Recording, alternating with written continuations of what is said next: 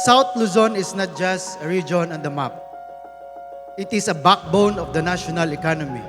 Ngayong National Tax Campaign at Tax Awareness Month, dinadala natin ang paninindigan ng BIR dito sa South Luzon Cluster. Mahusay na serbisyo, katumbas ng buwis mo. Ito ang pamantayan ng ating trabaho at sukatan ng ating reforma. At ito rin ang pangako natin sa bawat taxpayer.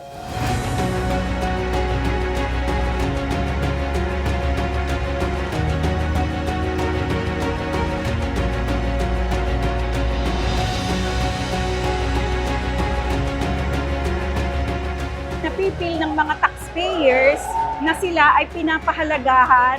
With that, mararamdaman nila na sila ay importante at gaganahan sila na magbayad ng tamang buwis para sa ating pamahalaan.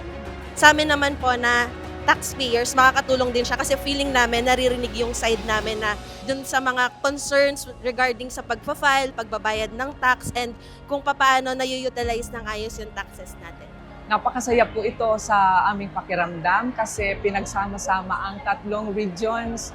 Talagang pinagkakaisa at pinagsasama-sama ang mga taxpayers para sa isang layunin.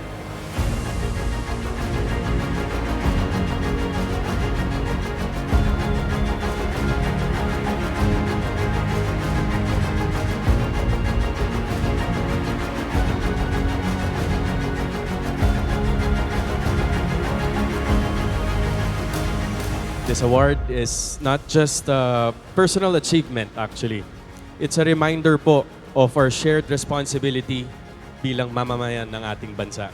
Naniniwala po ako na paying the right taxes is more than just a legal obligation. It is a commitment to nation building.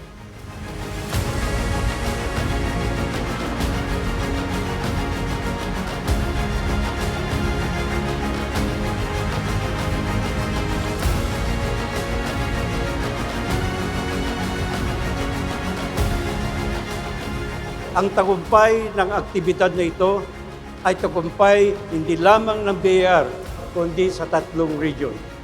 Let your presence today be felt by everyone, which I believe that taxpayers and BIR are partners in nation building.